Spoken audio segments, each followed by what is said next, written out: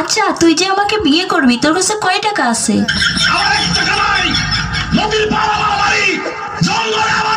আচ্ছা তুই আয়নায় একবার নিজেকে দেখছিস? তুই যে কালো।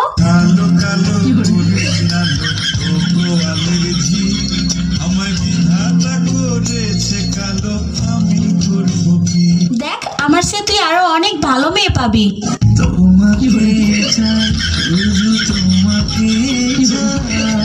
দেখ তোর স্বপ্ন কখনো পূর্ণ হবে না, তুই আমাকে ভুলে যা।